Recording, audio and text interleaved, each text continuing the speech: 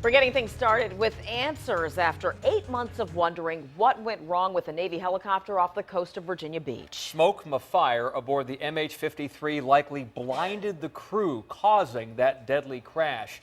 Chopper 10 flew over the ocean as crews worked to pull the helicopter from the water east of Cape Henry. Today, the Navy walked us through a Sea Dragon to show exactly what happened. Then at your side, Deanna LeBlanc joins us from Naval Station Norfolk with more on this. Deanna? Yeah, Tom and Nicole, Captain Todd Flannery with the Air Wing says there was nothing the 5 men on board the helicopter could have done to prevent that fire. He says they did everything right, but now the Navy is taking steps to make sure a fire like that doesn't happen again. This is an MH-53 Sea Dragon helicopter similar to the one that crashed in January. Captain Todd Flannery used it to show us how the fire started. So the fire took place here. The report tells you there was a fireball that happened. You can see how close to the cockpit it is, relatively compared to the size of the helicopter. Within seconds, the fire and thick black smoke engulfed the cabin and cockpit. It took just 20 seconds from the start of the fire until the helicopter crashed.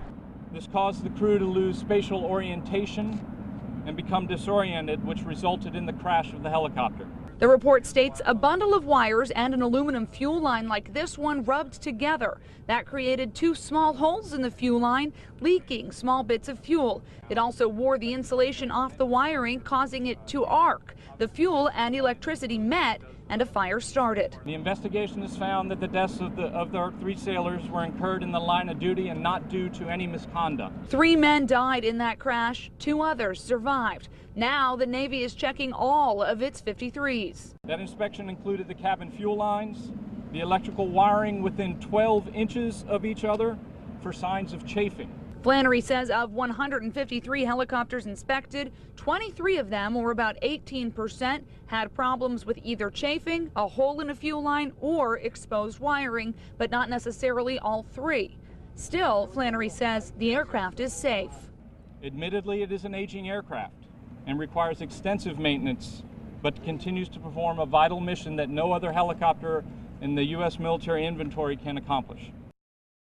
And all 23 of those helicopters with issues are either in the process of being repaired or have been repaired, which includes removing wires away from the fuel lines. But right now, the Navy is working on coming up with a new inspection plan to check regularly for that type of wear and tear. That plan should be out in the next couple of months. Live in Norfolk, I'm Deanna LeBlanc.